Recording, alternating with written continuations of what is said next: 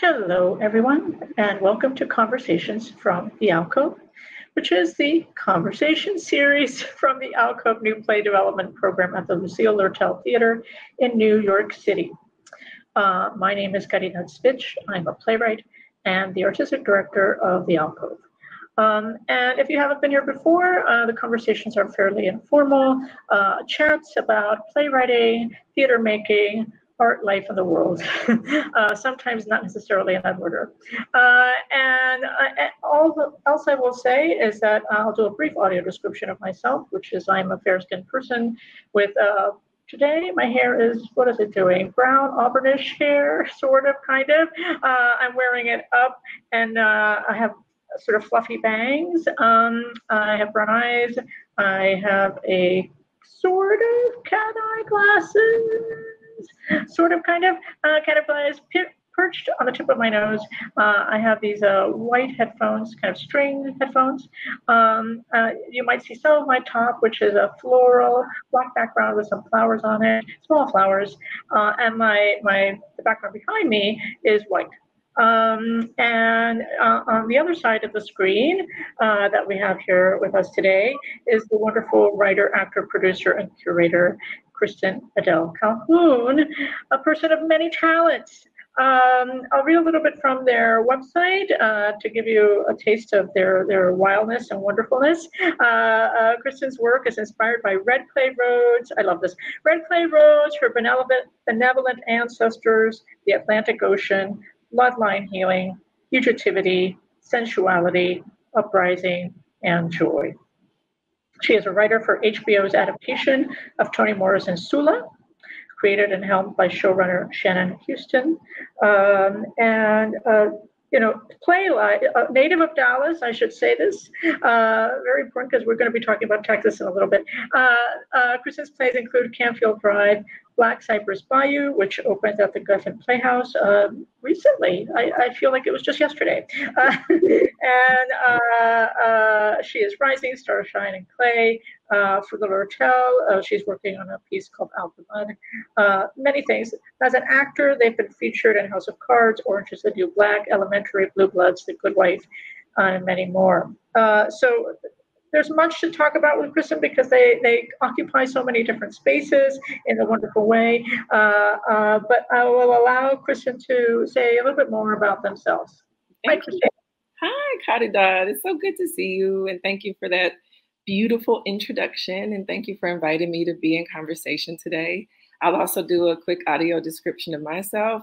I'm a brown-skinned person with I recently have twisted my hair, so I'm starting some little locks in my hair. So I have brown or very dark brown, almost black hair and bangs hanging over my forehead with a few cowrie shells adorning different pieces of my hair. And then the bulk of it is pulled back into a little ponytail. I'm wearing gold hoop earrings and turquoise blue kind of tie-dye print shirt with splashes of pink and magenta in it. Behind me, the walls are gray, and there are 2 lamps in the distance behind me and a white door as well. I have on some berry-colored lipstick, and yeah, I'm delighted to be here. Yeah, thank you for having me. Thank you for being here. As you might guess, if you've seen the series before, everyone, I start with the same question for all the artists, which is centered on the climate crisis and how it's affecting your practice, art making, everything in your art world and in your life. Yeah, I love this question so much, and I'm glad you always start at this place. I think it's so important. I think it is one of the only questions we need to be asking as artists and as humans, like as a as a part of our species that depends on this planet to survive. And as far as we know, there's not another planet that our species can live on. So I think a lot about this. I think a lot about what it means for our planet to be crying out in the ways that she's crying out, for our partnership, for our kinship, really. I think a lot about what it means to be a relative, to be kinfolk with the planet, and how we love her or them or him in that way, as a beloved relation, and how we conspire with the planet and how the planet conspires with us to get back in right relation with one another. So in a play like Black Cypress Bayou, which, as you said, just had its world premiere at the Geffen in February of this year, it's a very active through line in that show. Is how is the planet working with this family? How is this family working with the planet? And how have they been co-conspiring for generations for this moment that they find themselves in, to undo systems of harm and to make things right?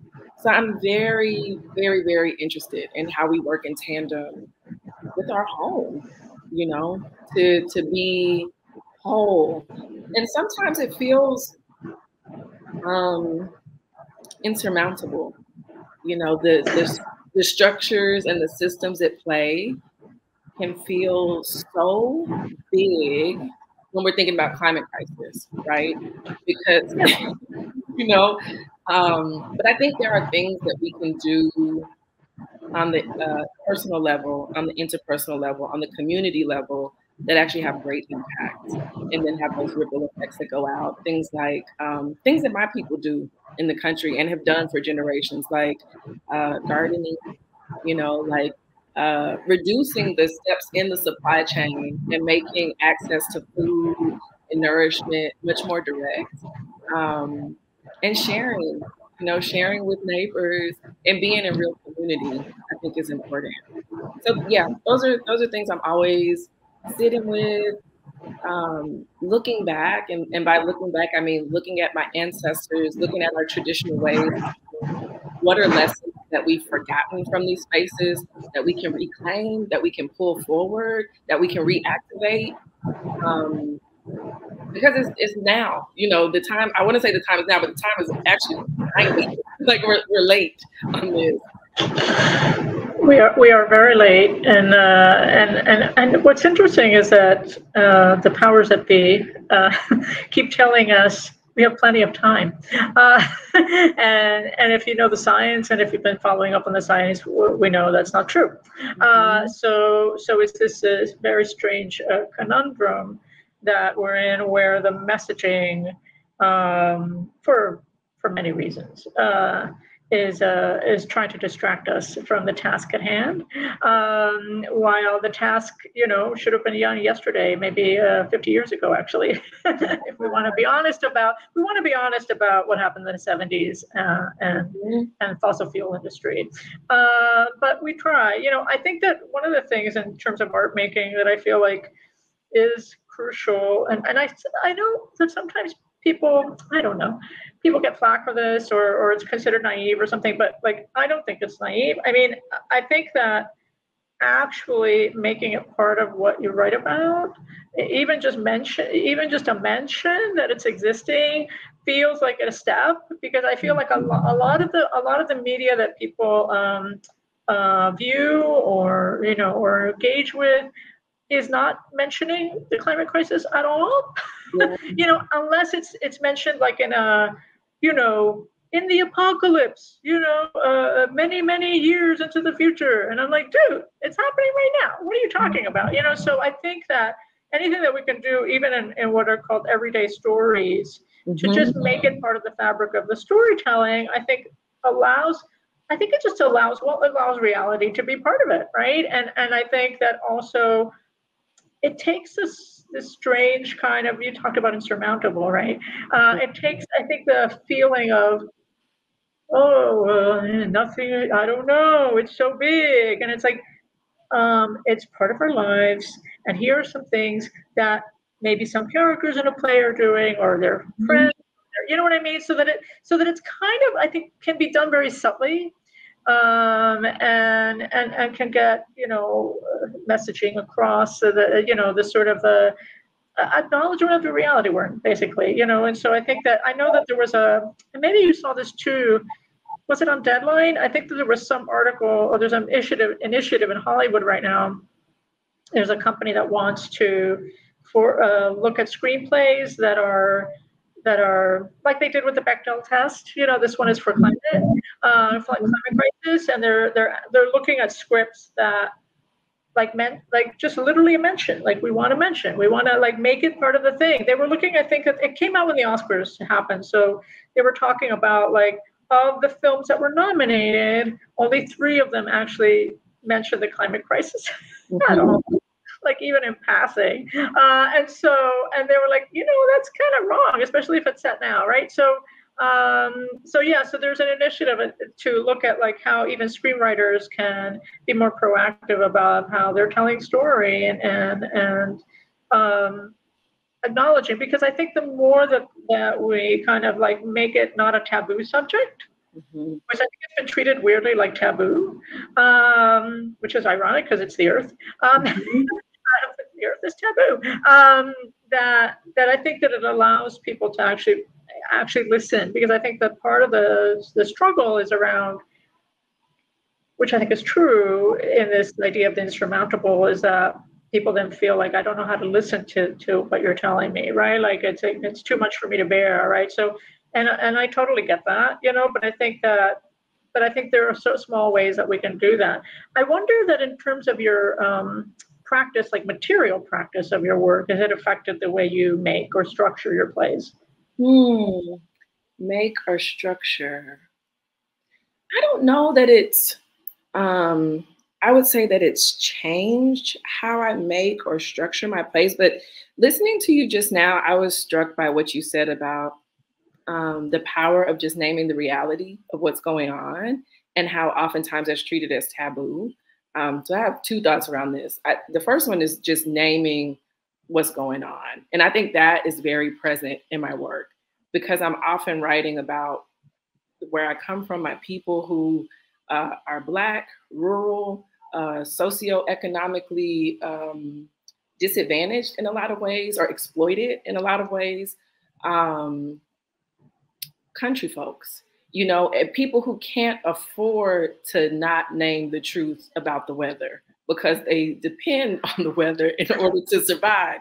So they can't afford to put blinders on and act like in Texas every summer hasn't gotten hotter. In last summer we had, I don't know, some record-breaking streak of 100+ days, and days that, with the heat index were touching 120 degrees. That didn't happen when I was a child in the 80s and the 90s, and these are just facts. You can look at the almanac and see that things are changing. And to your point about it being made to feel taboo to speak on it, we understand that that's about profit, that there are people who profit from making us, or the gaslighting of it all, making us feel like this isn't really happening. But again, I feel like the folks that I come from, who are the descendants of the enslaved, we understand that there are these people who have a vested interest in telling us lies in the name of profit. Because the same lie that says climate crisis isn't real is the same lie that said my people weren't human, that we were chattel slavery.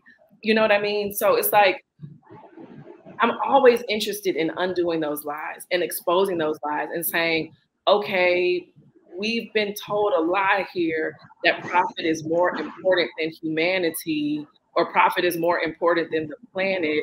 Let's stop and look at that. Let's unpack that. Let's break that down. Let's undo that. And what do we want to build in its place? Is always my question, so that we're not just replicating these systems of harm, but what are other ways that we can be together?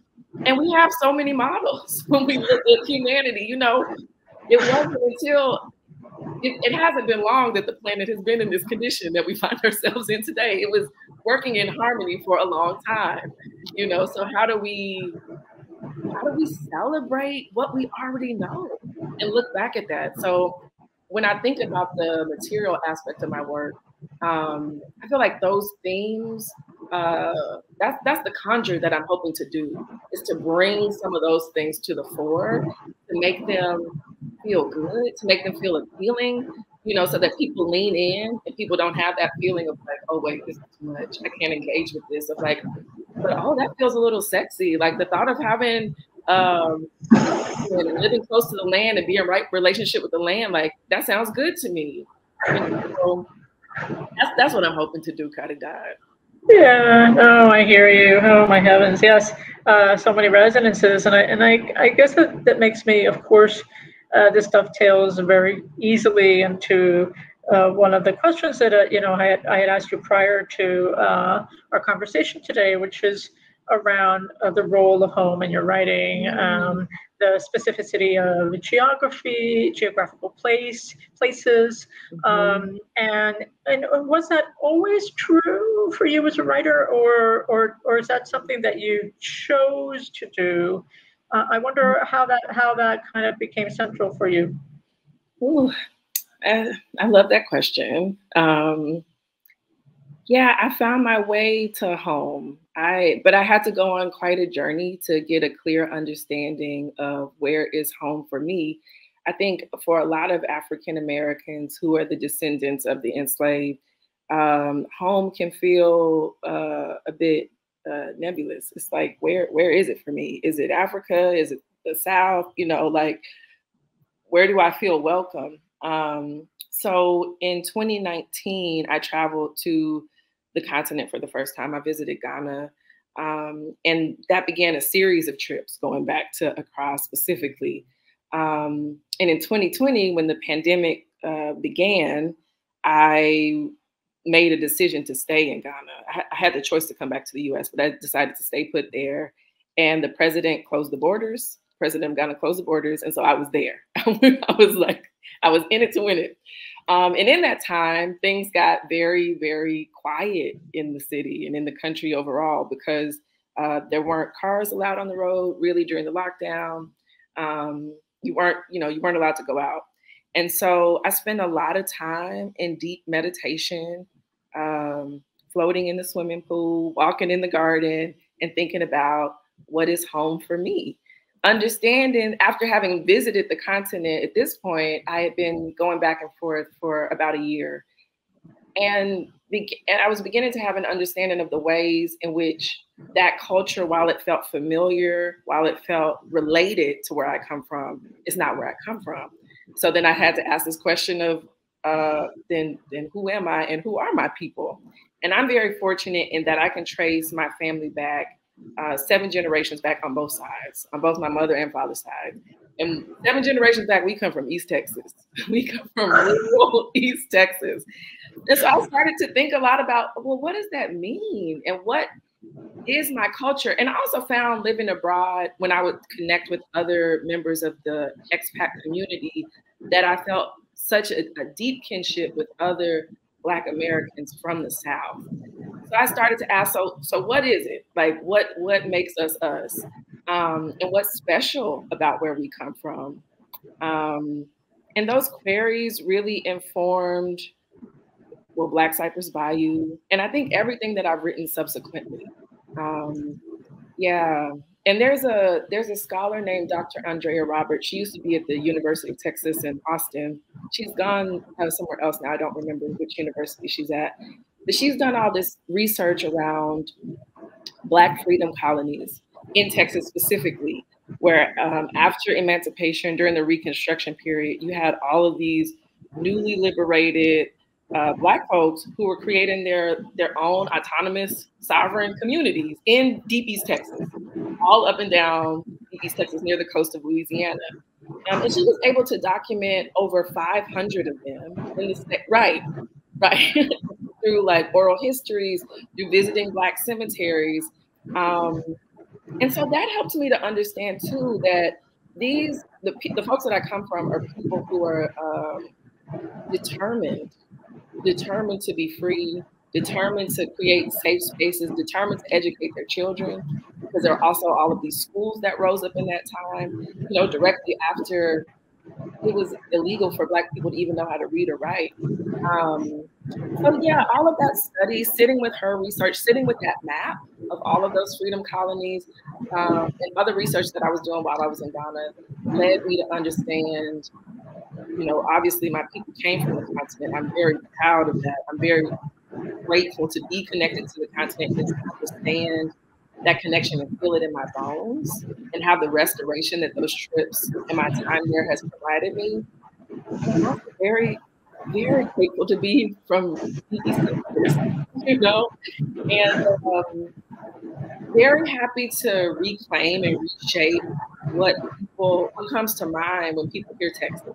because I think oftentimes it's not somebody who looks like me when you think about a Texan. And certainly when you think about somebody who says their family's from rural Texas, I often don't come to mind. But many of these towns are still majority Black towns, you know, and I'm curious about how do folks survive in these environments, understanding that there's been incredible terror and horror in those spaces too at the hands of white supremacy, white supremacist individuals and systems that have, you know, healthcare, jobs, all of it, education,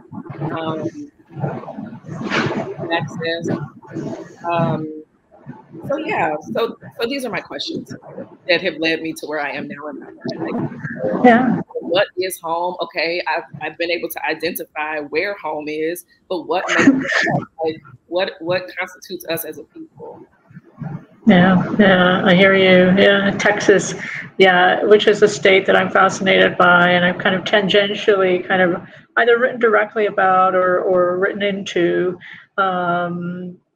You know, also because it's well, speaking of climate, I would say I was going to say that the you have different climates in Texas, you know, and so that affects how people behave, right? You know, so Houston is different from Dallas, is different from Austin, is different from El Paso, is different from, you know, which I think, you know, it seems obvious, but I think that sometimes there's this kind of monolithic idea of what Texas, like Texas means. Yeah. I think also in the American US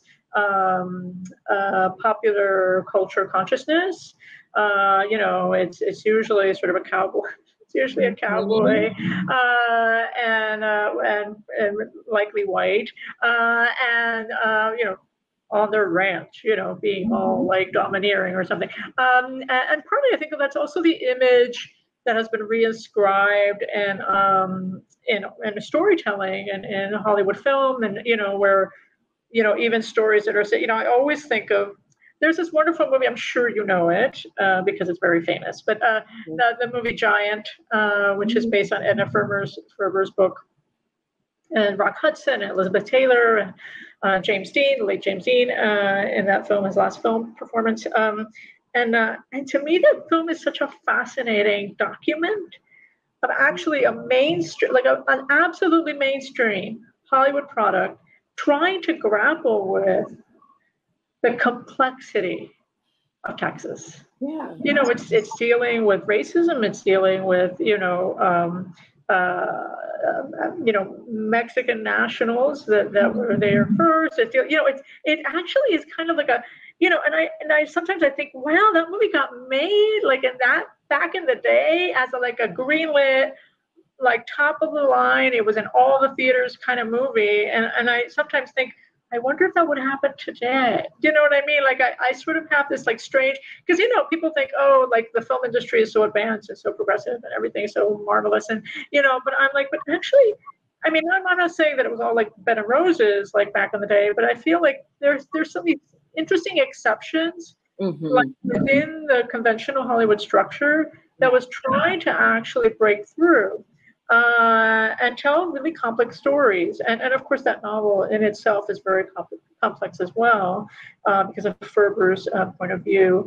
So I guess, you know, for me, Texas holds this, you know, my memory of like initially going through Texas was that my parents were driving cross country. And so we were going from North Carolina to California, and we went through Texas, we went down, we went southways, we went down through Texas.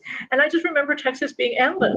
Like it was literally like, oh my gosh, we're still in Texas, and it's another day goes by and we're still in Texas. And I thought, this is like occupying like a lot of space, you know, and like literally space. But also I remember like we would stop in these towns. There was such incredible like regional variety, like in the speech, you know, that I was hearing, and also the landscape would be very different. Like it wasn't all like, you know, flat and like, you know, whatever. And so I was like, so I became really, it became kind of a very compelling place for me, even in my literary imaginary that was forming itself at the time, as well as the way it's been reinscribed, you know, through I said like cinema and photography and so on. Yeah. I do think that I think stories of East Texas don't get told very much. So I'm glad that you are committed to telling some of them anyway, not to pigeonhole yourself, but that's very, very cool. And also to bring stories to light. Yeah.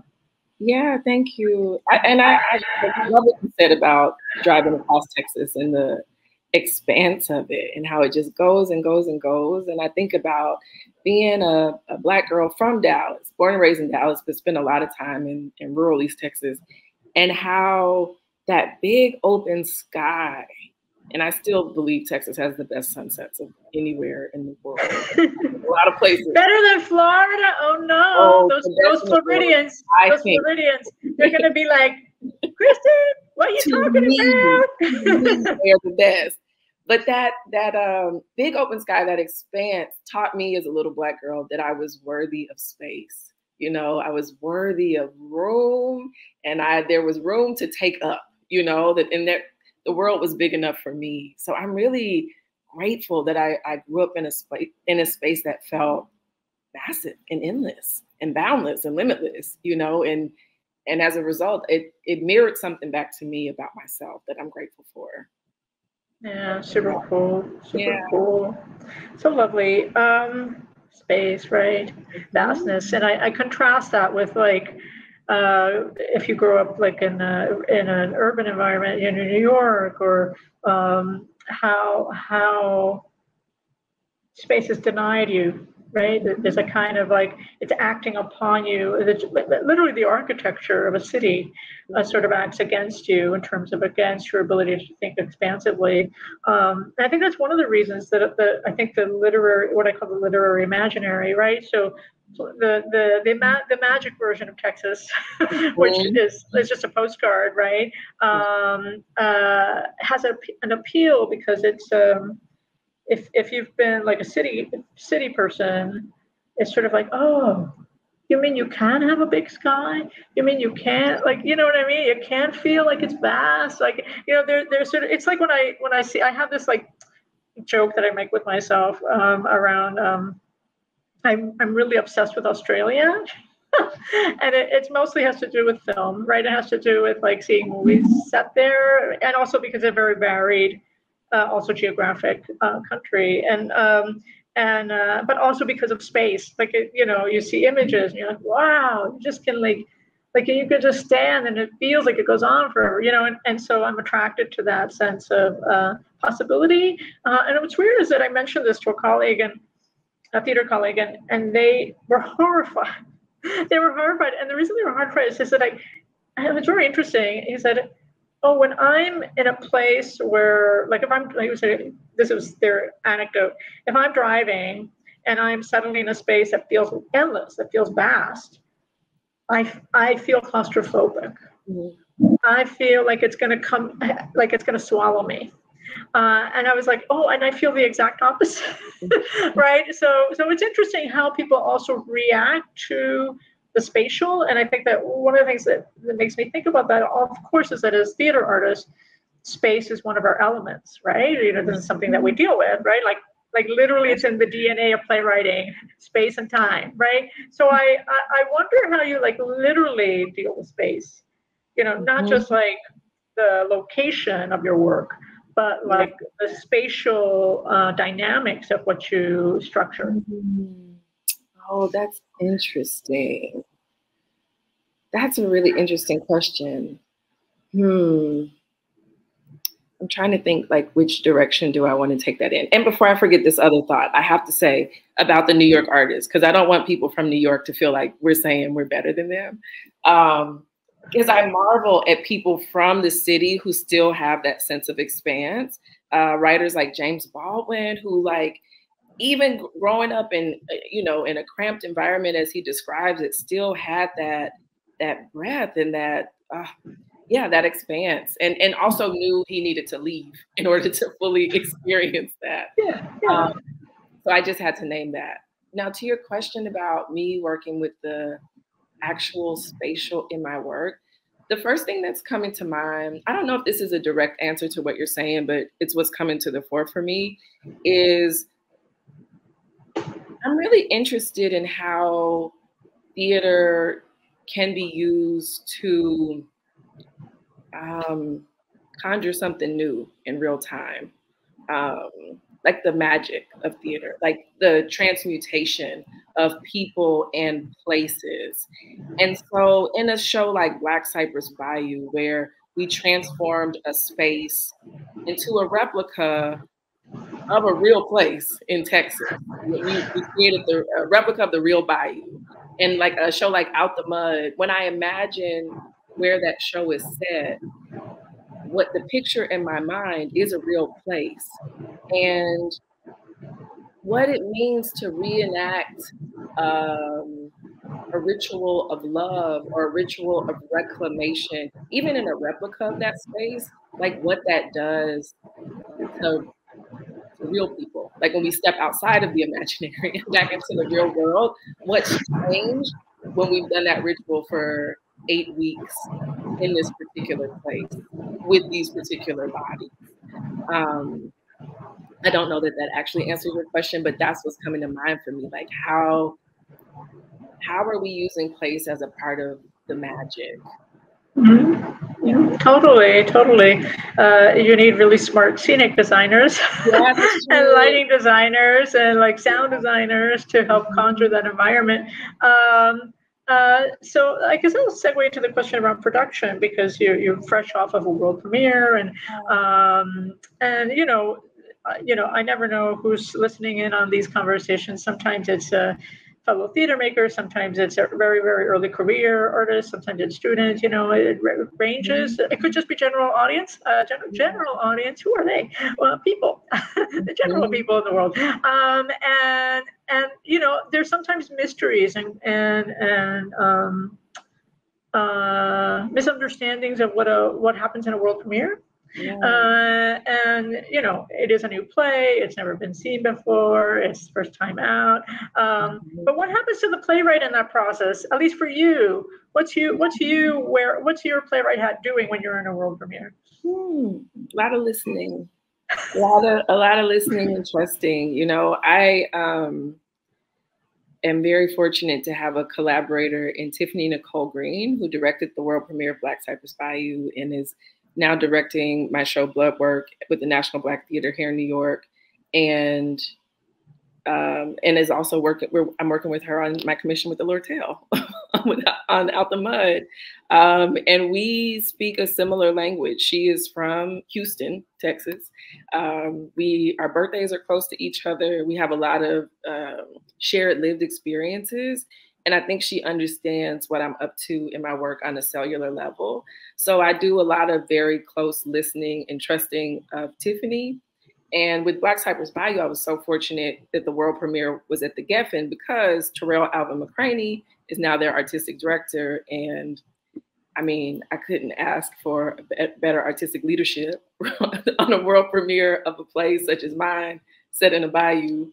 Understanding Terrell, has the brother sister plays that are set in rural Louisiana. So yeah, a lot of listening to him and the dramaturgical team there at the Geffen, and the rest of the artistic team, like Amy Levinson, who ask wonderful questions. I love good questions about a play that I can go away and really, process and conjure more clarity on the page. And also, I love working with brilliant actors, and feel like I love the way actors advocate for their characters, and when things aren't clear for them, the actor, it helps me understand, okay, these thoughts that are in my head, they're not yet on the page. So I'm listening to what it is that they understand, what they're not understanding, and what I can do to help make it all more clear for everyone. And in the process for Black Cypress Bayou, we were fortunate to get an Edgerton Fund grant. So we were able to do a week of workshopping in November of last year, which was priceless. And in that process, we come in on Monday with the script, we read it, I hear questions, I get notes, and then I took Tuesday to write, come back with a new script on Wednesday. We go through that same process, Thursday to write, and then on Friday, we share it more widely with the theater community there in Los Angeles. And I love that process before The National Black Theater has afforded me similar opportunity with this process of having a week of workshopping last month and then start rehearsal tomorrow. And then in rehearsal, I'm ever changing the script, you know, until they make me stop, until they say, okay, no more, this is locked in. You have to allow the actors to be with this and the designers and everyone. But yeah, it's like carving a thing out of clay, like making the picture as clear as possible. And then of course, when, you know, we get into previews and we add that element of the audience, then I can really see what's clear and what's not clear as I tap in with them and tune in and, okay, they got that, they didn't get this, and how do we reshape and shift? So yeah, I love that part of the dance of creating a play, the part with the audience, with the whole process of like the ebb and the flow, the push and the pull, understanding when actors are at capacity and they can't take more changes. You know, it's like the play could use more changes, but my actors could not, you know. So yeah, listening to all of those things. It's like a deep, full-bodied, spiritual listening that takes place for me. Super cool. Yeah, I get it completely. I guess, you know, when I first met you, you still are an actor, but of course you are. But I guess I thought of you as an actor first, and I didn't realize that you also were a writer. So I think that, you know, my question is, were you acting and writing always together for you, or how did the writing come to be as part of your artistic, you know, a multi-hyphenate identity as an artist? You know, it's funny because when you met me, I was an acting student at Rutgers in the MFA program, but you came in to do a writing workshop with us. I did. Yeah, and it was so wonderful. Yeah, I enjoyed that so much. And I feel like it showed me things about myself that I might have known in the back of my mind, but it brought them to the front. And I was like, oh, I can really do this. And I feel good when I do this. This feels like such a good addition to my acting practice, because, you know, as an actor, you're solely dependent on others. You're waiting on other people to hire you. And then when they hire you, you have to say what they want you to say and tell the stories they want you to tell. And, you know, sometimes it's cool, but sometimes you're like, I don't want to tell the story, but I want to pay my bills. So I'm going to go get up here and tell the story. And I needed and still need, I needed more autonomy than that. You know, I needed a little bit more say-so in the matter. So, yeah, I mean, that's where the impulse comes from. And then in 2014, when Mike Brown was killed in Ferguson by a police officer, I was a part of a playwriting group. I was living here in New York City, and a play reading group. We used to gather and read plays together. And it was the day he was killed, we were supposed to read a play, and we just couldn't. It didn't feel right to just sit around and read in the face of this thing that was erupting, specifically in Ferguson, but nationally pretty quickly, and then globally. And we felt, my colleagues, my friends, and I felt such a sense of, we have to respond to this. We have to speak back to what's happening here, and what are our tools? We're actors, we understand theater, we know how to ask questions, because our acting training at Rutgers was very much about always asking why. Why? Why is the character doing that? Okay, now why is she doing this? Why did her mother say that? You know, so that's what we got up to with Ferguson, because what we were seeing come through on social media, like on Twitter, wasn't matching up with what we were seeing on the news. And we were a very diverse group, so we all came at these questions from a personal point of view from very different places. So Michael Thomas Walker, my classmate from Rutgers, and myself, Michael's a straight white man from Alabama. And I set out on this journey to ask why. What happened here in Ferguson? You know, there were some people who were treating it like an isolated event. Like, this is just one thing that happened. And I was like, there's no way that you would have this response after an isolated event. You have people marching in the streets for months and months and months and months on end. So what really happened here? What's been happening here? How far do we have to go back to get to the root of this thing? And we found the answer to that was hundreds of years. And then we started asking this question of, and how do we heal from this moment? Is healing possible in this specific place? And then collectively, as a nation, collectively as a species, how do we come back from this? So that was the first play that I did that had a world premiere on that scale. That was co-commissioned. It was called Canfield Drive, which is the name of the street where Mike Brown was murdered. And it was co-commissioned by the St. Louis Black Rep and 651 Arts in Brooklyn.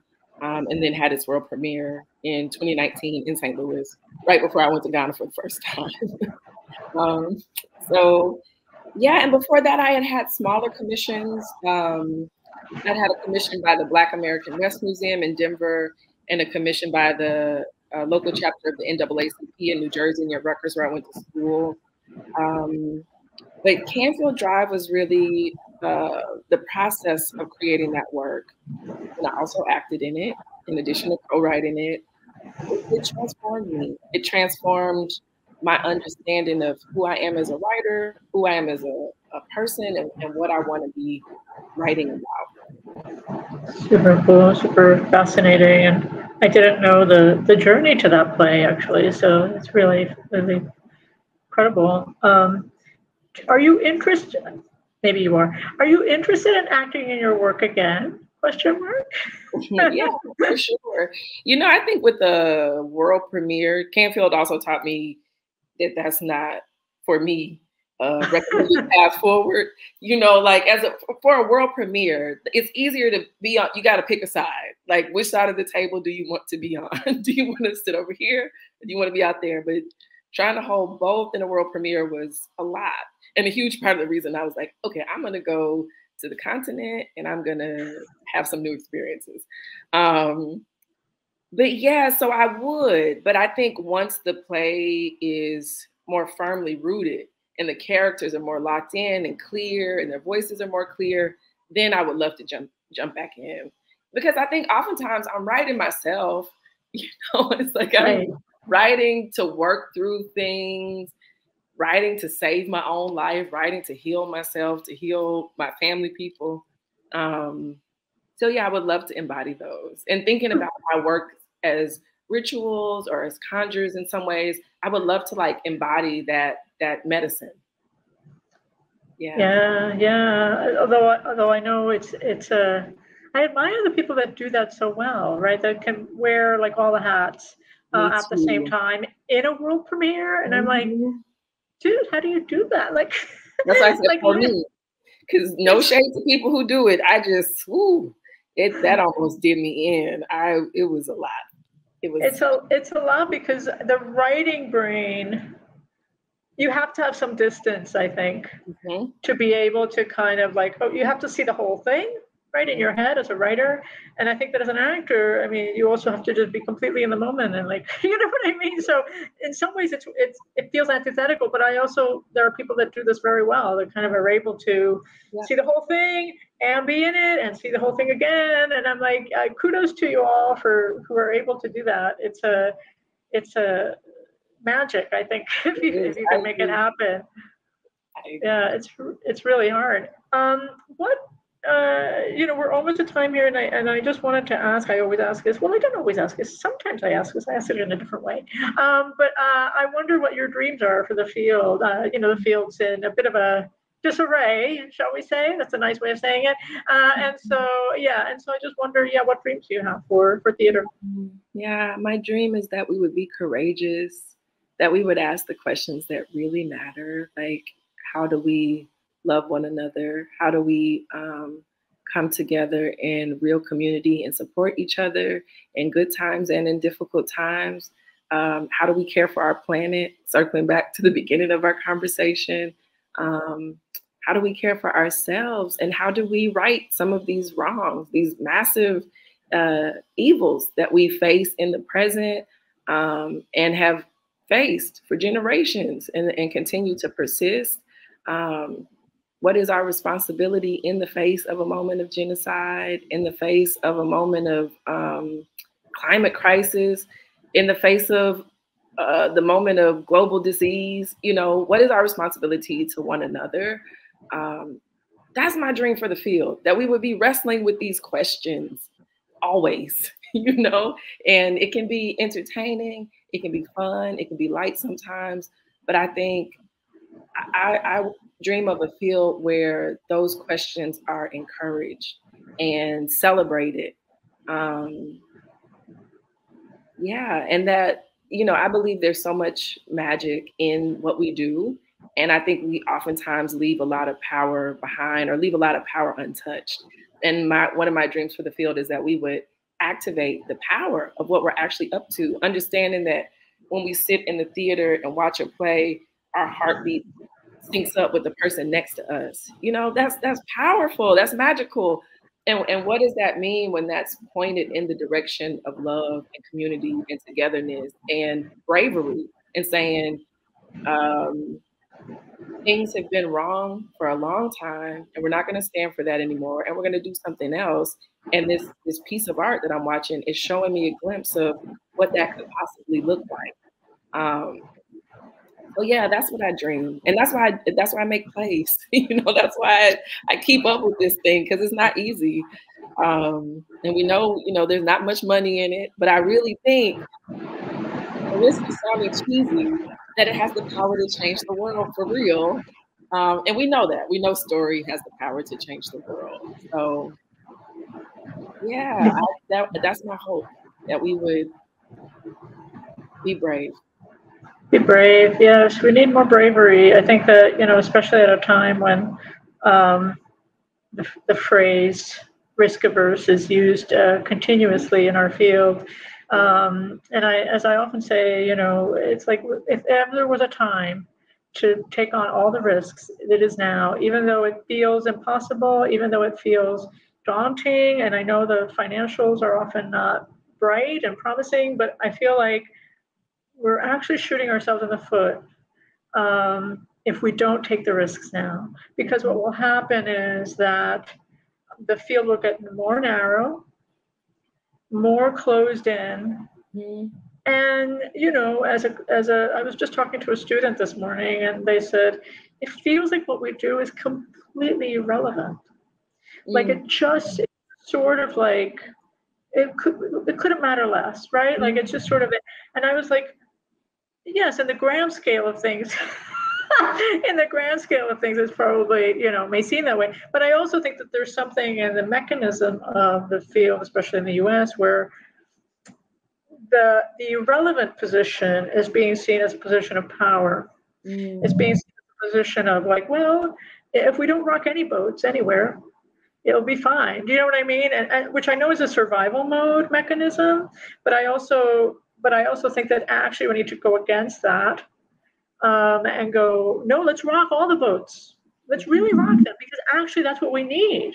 Yeah. You know, we need to do that, right? Like it's important. It's like listen, you know, the earth is screaming. The earth is like screaming at us. And literally people are going, I don't want to rock the boat. I was like, what are you doing?